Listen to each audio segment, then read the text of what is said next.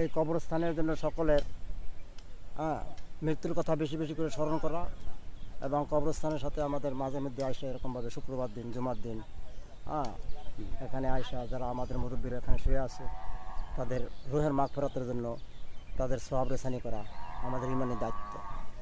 আর আমরা সবসময় খেয়াল করব মৃত্যুর কথা, আমাদের অবশ্যই মরতে হবে। কুল্লু নাফসিন যায়কাতুল মাউত, প্রত্যেক নাফসের মৃত্যুর স্বাদ অবশ্যই গ্রহণ করতে হবে।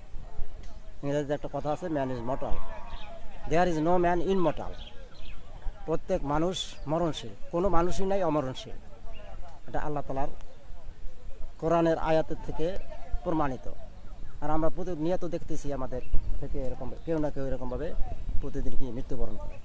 তাদের শেষ অর্থাৎ দুনিয়ার শেষ ঘাঁটি কোথায়? কবরস্থান। আর এই কবরস্থানে আমাদের অনাদিকাল পর্যন্ত থাকতে হবে। আমরা যে যে আমল করে কবরস্থানে শুই ওই আমলের প্রতিদান আমরা পাই। এই জন্য আমাদের প্রত্যেকের উচিত যারা মৃত্যুবরণ করে তাদের কি আমলের দরজা বন্ধ হয়ে যায়। এজন্য 4টা আমল থাকে, এর মধ্যে 3টা অতি প্রয়োজন। একটা হচ্ছে কি তার আমল, আরেকটা হচ্ছে কি তার নেক সন্তান, আরেকটা হচ্ছে কি সে যদি কোনো সৎ কাজ জারিয়া করে যায় ওইটার সব সে কবরে বসে পাইতে থাকে। এজন্য কবরস্থানের সাথে যোগাযোগ করা, সবসময় আসা, মৃত্যুর কথা স্মরণ করা, কবরস্থান পরিষ্কার পরিচ্ছন্ন রাখা আমাদের প্রত্যেকের ইমানি দায়িত্ব।